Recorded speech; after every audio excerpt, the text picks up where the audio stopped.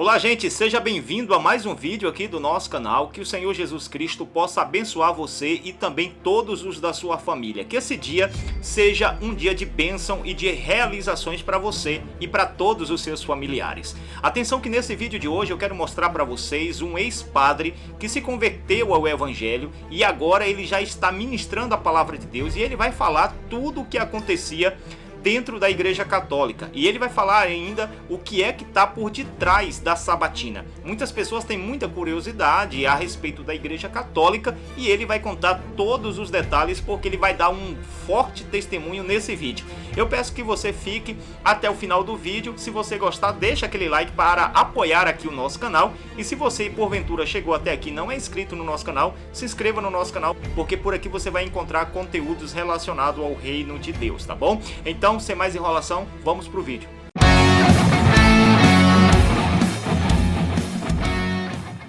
E quero dizer aos amados alguns desses desafios que eu tive. Primeiro, eu cheguei certa vez para celebrar a Paixão do Senhor numa sexta-feira da Paixão, na Semana Santa.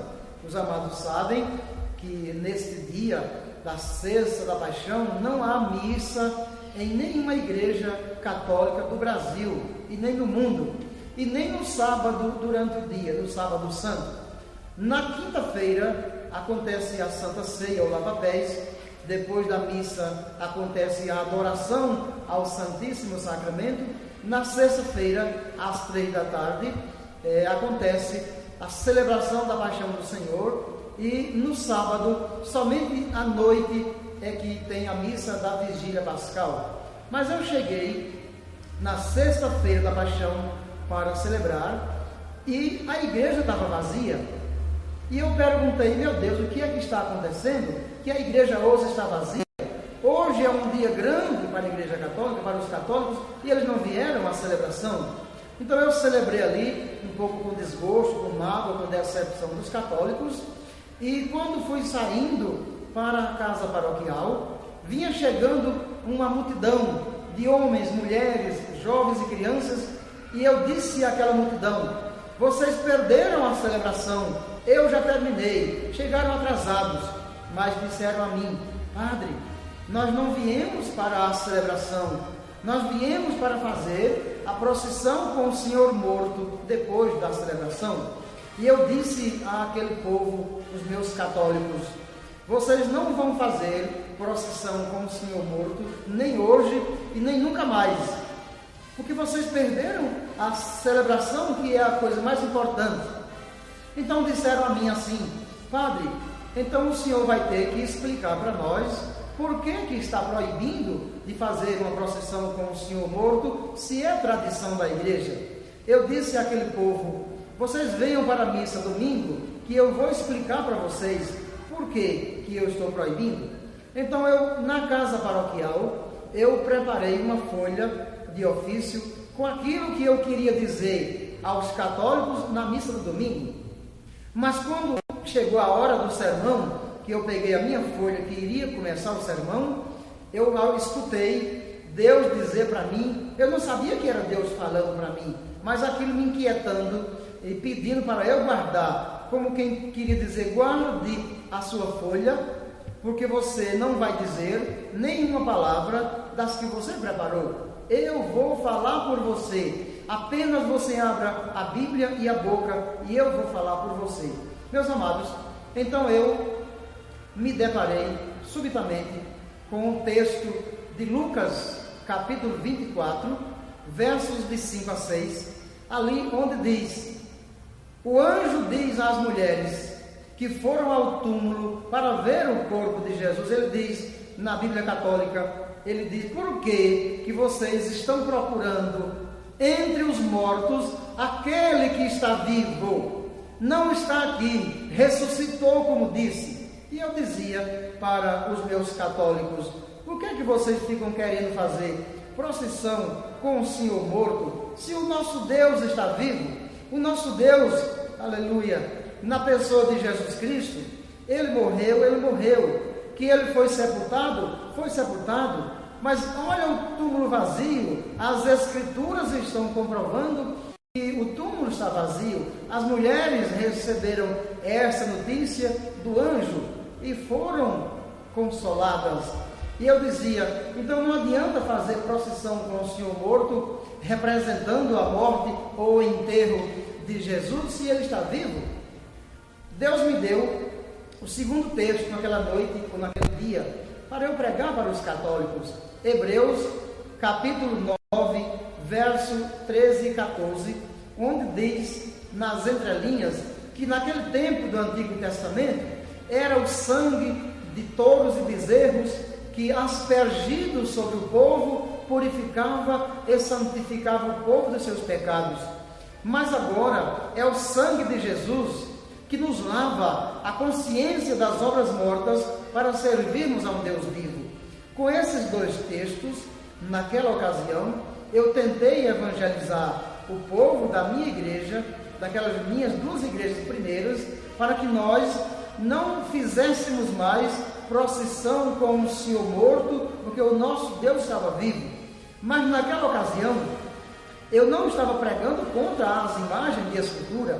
Naquela ocasião, eu não estava direcionando a minha pregação contra as imagens de Nossa Senhora ou dos santos de modo geral. Eu só estava dando uma resposta ao povo, porque o povo perdeu a celebração, que era a coisa mais importante naquela ocasião. Então, meus amados, foi interessante que a maioria daquele povo, dos católicos daquele tempo, que me ouviram pregando naquela noite, naquela paróquia, não quiseram saber desse sermão e ficaram com raiva de mim. Por quê? Disseram, o senhor está proibindo de fazer uma coisa que é tradição da Igreja Católica no mundo inteiro. O senhor não pode proibir. E eu pensei comigo mesmo, logo após a missa, na casa paroquial, meu Deus, por que foi que eu preguei isto? Por que foi que eu direcionei este sermão proibindo os meus católicos de fazer a procissão com o Senhor morto, se é tradição da igreja?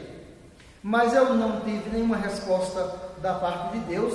E o meu segundo desafio, ou os desafios a seguir que eu vou agora contar para vocês, foram os seguintes. Eu comecei a ter uma certa atitude na paróquia de proibir os meus católicos, de proibir as pessoas da minha paróquia de fazer a festa do padroeiro ou padroeira, colocando bebida alcoólica em uma banda para tocar aquela música do mundo.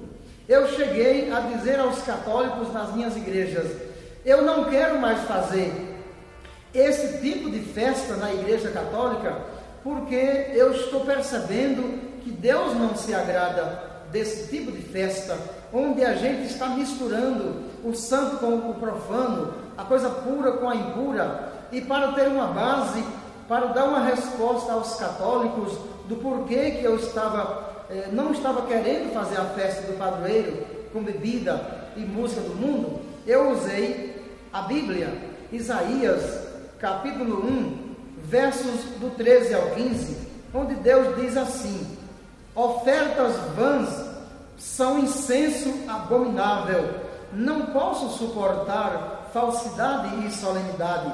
Vossas luas novas e festas, minha alma as detesta. Elas são para mim um fardo, estou cansado de carregá-lo.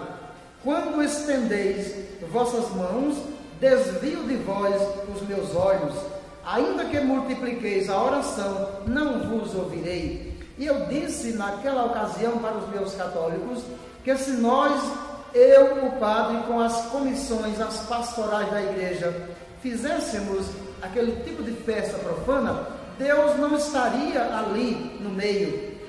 Porque eu dizia, Deus não está onde está o pecado, porque Deus não se mistura com o pecado. A bebida alcoólica é droga, é vício e se torna pecado. Por isso Deus não está presente quando nós fazemos na igreja este tipo de festa. Eu li mais alguns outros textos referentes a estas coisas que eu já falei, para direcionar o meu sermão, para proibir de fazer festa profana, então eu li, expliquei e preguei Isaías capítulo 28, versos de 7 a 9, onde Deus diz assim: sacerdote e profeta ficaram confusos pela bebida, divagaram sob o efeito da bebida.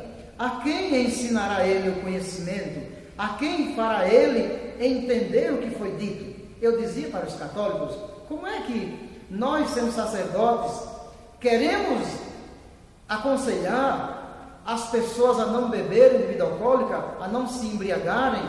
Como é que nós temos autoridade para aconselhar alguém a deixar de beber, se nós fazemos esse tipo de festa com bebida alcoólica? Até alguém que já tinha deixado de beber, quando vê o padre fazendo esse tipo de festa, pregando eu na minha igreja, quando vê o padre fazendo esse tipo de festa, vai dizer: se o padre, que sabe tudo, faz a festa colocando bebida alcoólica e música do mundo, logo não é pecado.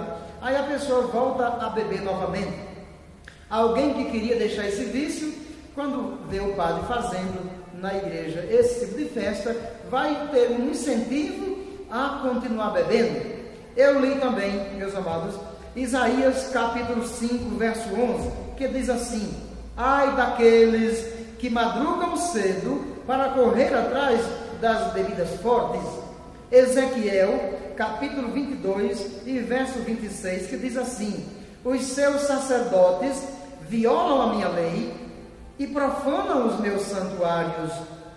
Não fazem a diferença ou a distinção entre o sagrado e o profano, e não ensinam ao povo a diferença que há entre o impuro e o puro. E Deus diz: e eu sou profanado no meio deles. Meus amados, quando eu li estes textos e expliquei para o meu povo católico, o povo católico não aceitou, o povo católico não compreendeu, o povo disse a mim que não era normal eu, padre, proibir de fazer tal festa, porque é tradição da igreja.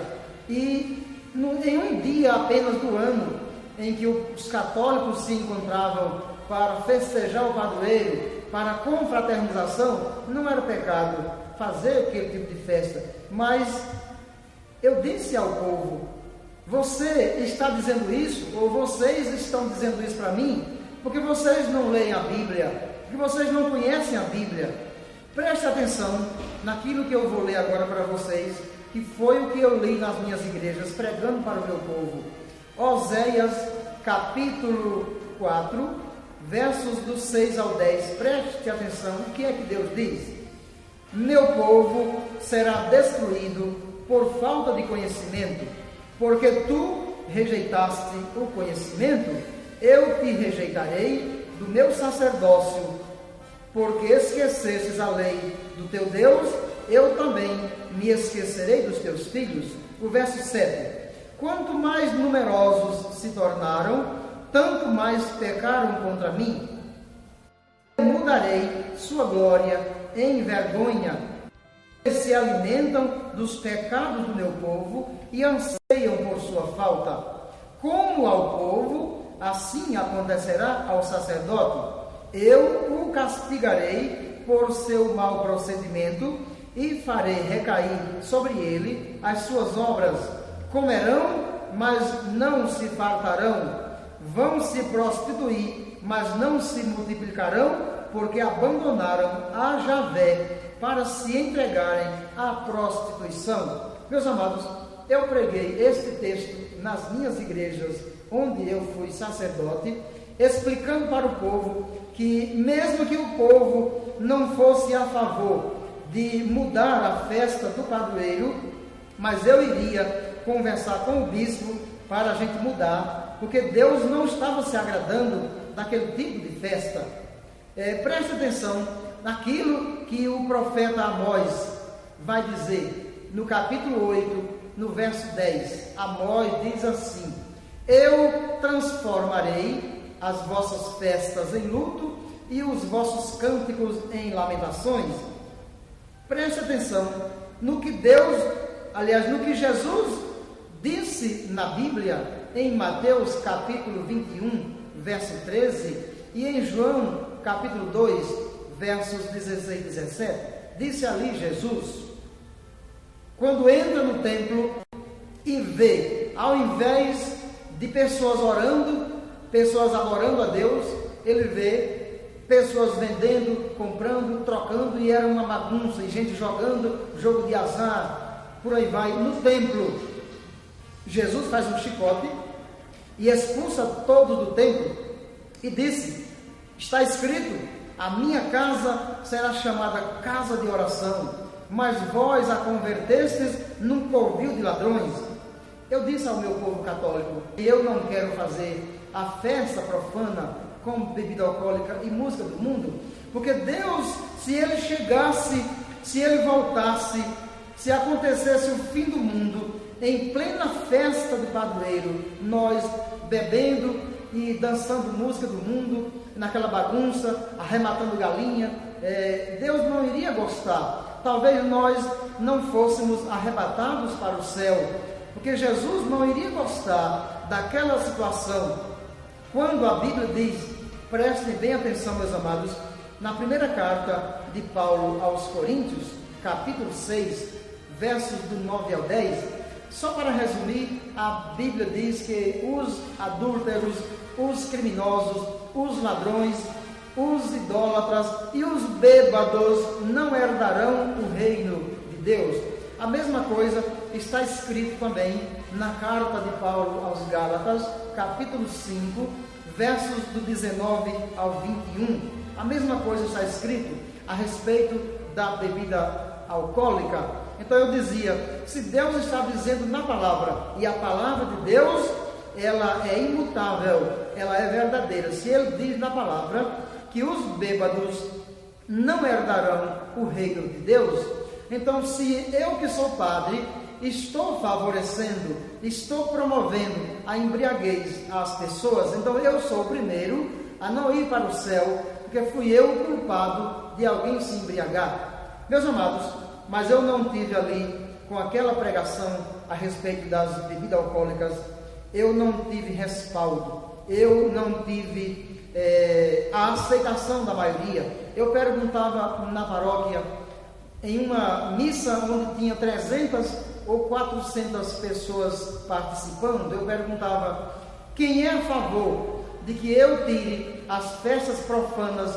da nossa igreja? Levante a mão. E eu via apenas meia dúzia ou 10 pessoas no máximo a meu favor, a maioria contra mim, porque diziam assim, padre, se o senhor não fizer a festa, o leilão do padroeiro, com bebida alcoólica e música do mundo, o povo não vem e não vai dar dinheiro para a igreja. E eu dizia, eu prefiro 10 pessoas santas que aceitem o evangelho, eu prefiro R$1.000 de lucro do que 1 milhão de pessoas que vêm só para beber, ou R$1 milhão, dinheiro amaldiçoado com a venda de bebida alcoólica. Eu não tive respaldo, não tive aceitação e não tive como acabar a festa profana das minhas igrejas onde eu fui padre. Mas preste bem atenção que depois desse tema, as festas profanas da igreja, eu fui inquietado por Deus a discutir, a pregar nas missas um outro tema que deixou o povo confuso. Eu já falei no início que comecei a proibir as procissões com a imagem do Senhor morto e o povo não aceitou. Eu tentei proibir uma outra procissão com a imagem de Padre Cícero lá do Juazeiro do Norte, que é tradição em algumas cidades da Paraíba, ali vizinha ao Ceará. É também tradição de fazer, de celebrar Padre Cícero do Juazeiro do Norte. E eu cheguei a pregar nas minhas igrejas, dizendo que se nós continuássemos a fazer procissões com as imagens dos padroeiros, as imagens de escultura de Nossa Senhora ou de qualquer santo, de Frei Damião, Padre Cícero, ou de qualquer pessoa que fosse considerada um mártir ou um defensor da fé, canonizada ou não pela Igreja Católica, nós não iríamos para o céu.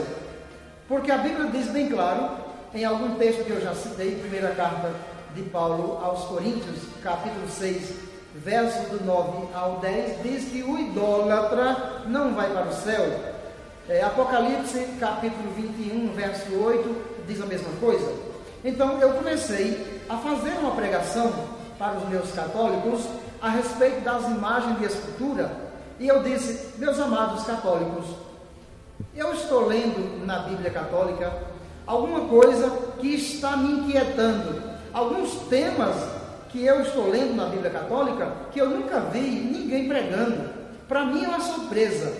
Então eu comecei, meus amados, desde Gênesis capítulo 31, verso 19 seguinte, onde a primeira vez que fala a palavra ídolos na Bíblia. Por exemplo, o episódio foi o seguinte: Jacó, quando sai da casa de seu sogro Labão, Jacó leva suas esposas e seus filhos, e Raquel rouba de seu pai Labão pequenas estatuetas dos ídolos dele, dos deuses dele, e vai embora. Labão sente falta desses ídolos, dessas pequenas estatuetas, e vai atrás de Jacó para trazer seus ídolos de volta. E reclama com Jacó, dizendo: além de você roubar minhas filhas e meus netos, rouba também os meus deuses.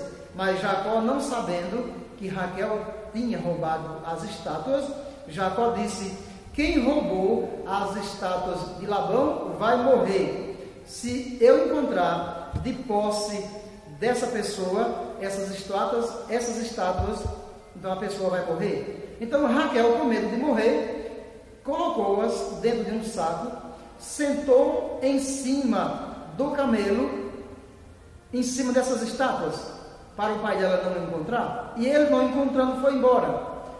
Instalaram-se em Siquém, e um dia, no capítulo 35 de Gênesis, verso de 1 a 5, Deus apareceu a Jacó e disse que ele saísse dali e fosse para Betel, e ali construísse um altar para adorar a Deus, o Deus verdadeiro. Mas Jacó, na minha interpretação, eu não vou ler o texto porque é longo, Jacó deu uma passada na tenda da sua família e disse a todos: quem tem estátuas, quem tem esses ídolos, quem tem imagem de escultura, traga para cá tudo.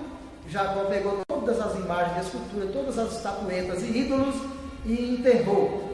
E dali em diante Jacó pegou sua família e foi para Betel. Quando Jacó sai com sua família de Siquém, Deus castigou todas as cidades circunvizinhas, mas a família de Jacó, o povo que Jacó guiava, foi ileso, saiu ileso, sem sofrer nenhum castigo, nenhum dano. E lá em Betel construíram um altar a Deus, adoraram a Deus, depois de se purificar da idolatria. E eu disse para os meus católicos: eu estou lendo na Bíblia que Deus quer que nós façamos a mesma coisa. Deus quer que nós nos purifiquemos, nos santifiquemos da idolatria, desses ídolos, das imagens que nós temos, porque está na Bíblia. Quero que você pegue a sua Bíblia.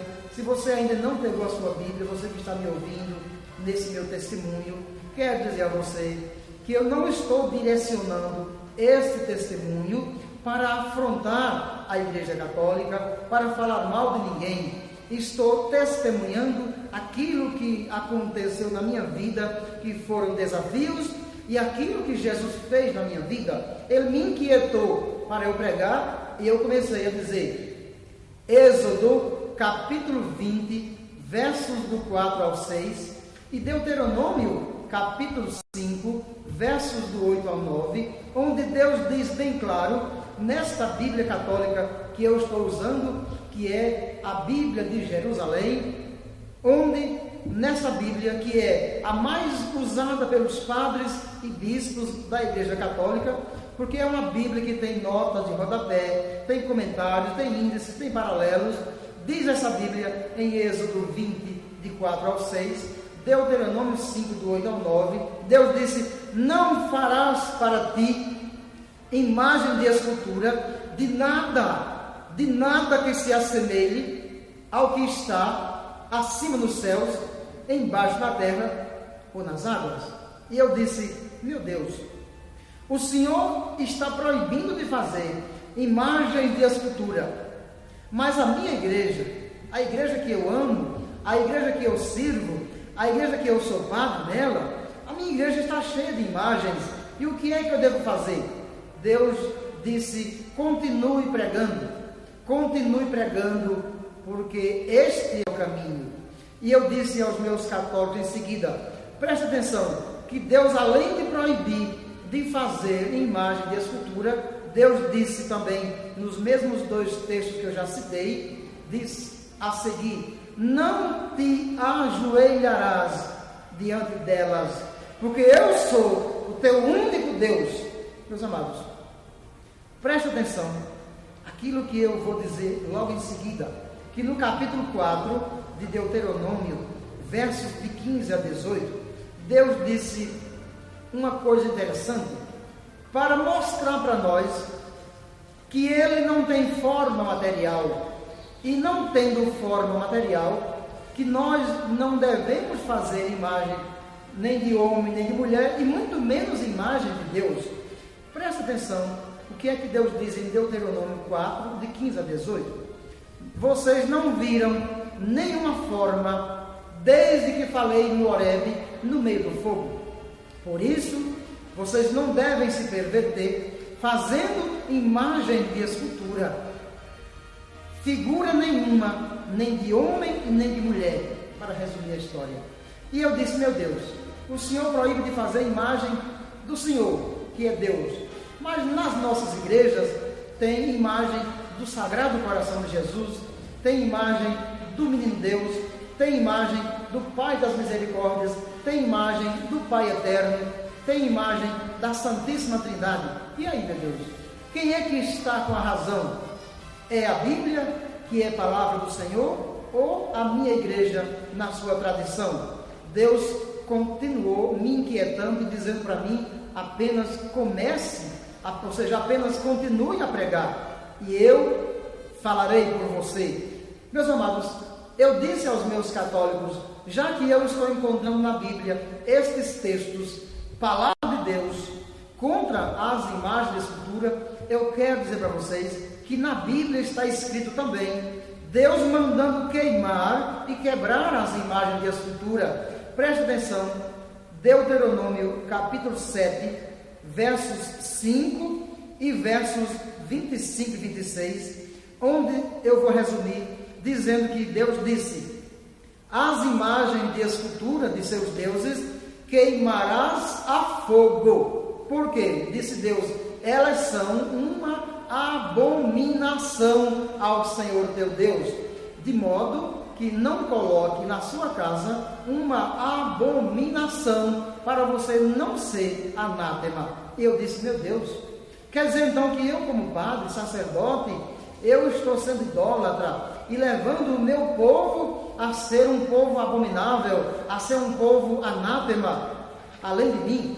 O que é que eu devo fazer? Deus só dizia para mim, para eu continuar a pregar aquilo que Ele mandava. E eu li Deuteronômio capítulo 27, verso 15, onde Deus diz: maldito o homem que fizer imagem de escultura ou de fundição. E eu disse: o Senhor está dizendo maldito e não bendito, portanto, quem faz é maldito. Imagine quem se ajoelha diante dessas imagens, diante desses ídolos.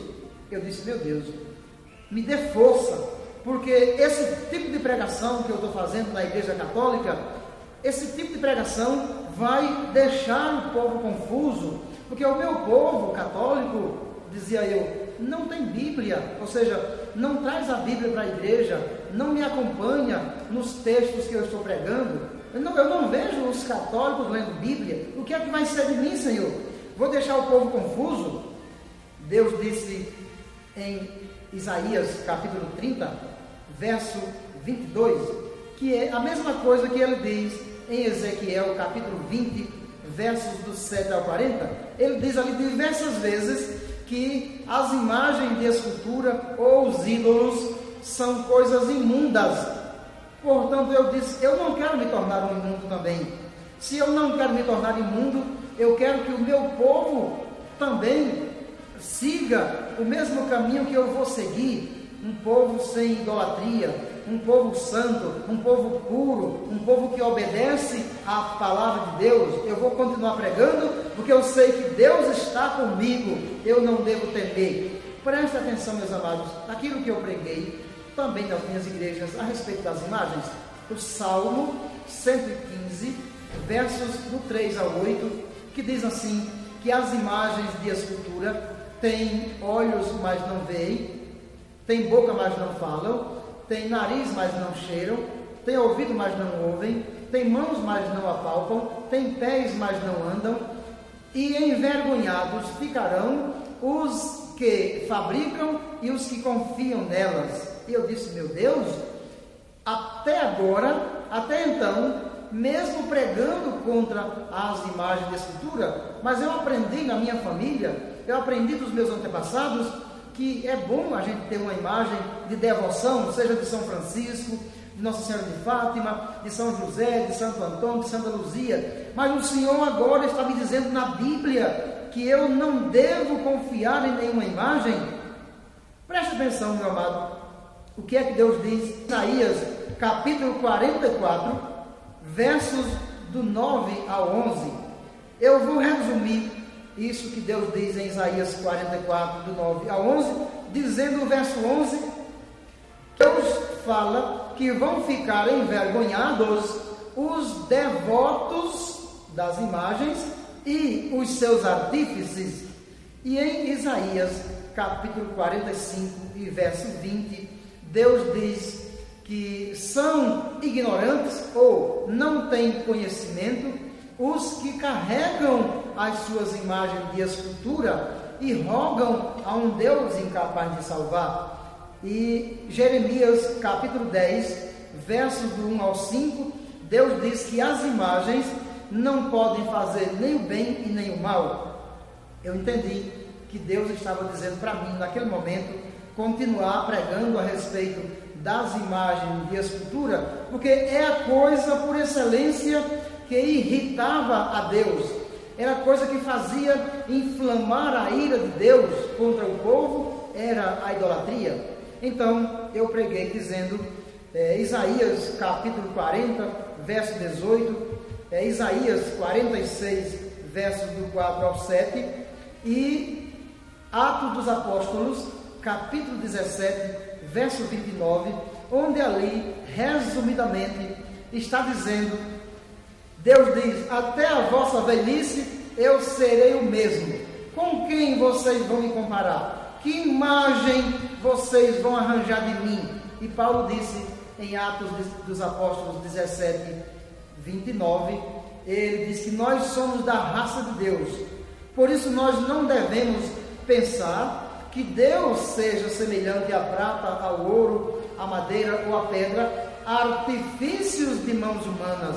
E eu disse, até agora, Senhor, eu era assim, eu confiava nas imagens, eu era devoto das imagens e levava o meu povo a ser devoto das imagens, porque eu não conhecia a Bíblia antes, mas agora, meu Deus, eu não vou mais querer ser idólatra, porque eu estou conhecendo a palavra, eu estou conhecendo a verdade, e diz a palavra em João 8,32, e conhecereis a verdade, e a verdade vos libertará. E eu naquele momento, eu queria ser liberto por Jesus Cristo, pela sua palavra, eu queria que Ele me purificasse, eu não queria mais carregar um Deus de madeira ou de gesso nos meus ombros, eu queria deixar que o meu Deus me carregasse nos braços dele.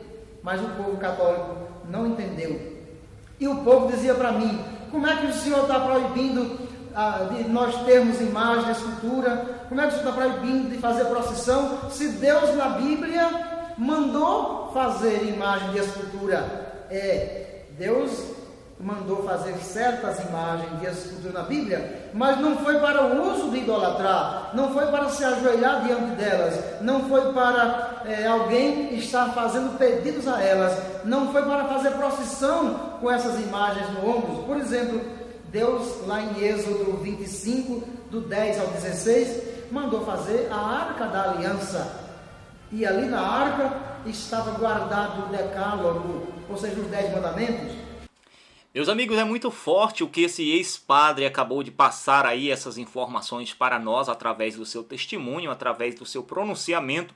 Sabemos que só Deus tem o poder de conduzir um homem a se arrepender dos seus atos, dos seus pecados. Existem muitas pessoas que ainda estão sendo enganadas, outras estão cegas, outras não conseguem enxergar o verdadeiro significado da palavra de Deus e acabam seguindo um caminho completamente diferente do que ele deveria tomar, né? É bem verdade que o Senhor Jesus Cristo nesses últimos tempos tem libertado muitas pessoas que estão em outro tipo de religião, como o centro de Umbanda, no espiritismo, outros da Igreja Católica, outros do mundo do crime, outros do mundo do tráfico, outros do mundo de prostituição. O nosso Senhor Jesus Cristo tem resgatado muitas almas para a glória do teu santo nome. E sabemos que essas pessoas que saem dessas vidas, dessas práticas antigas, o Senhor vai usar tremendamente na sua obra, né? Sabemos que nosso Deus usará essas pessoas com muito poder e com muita autoridade.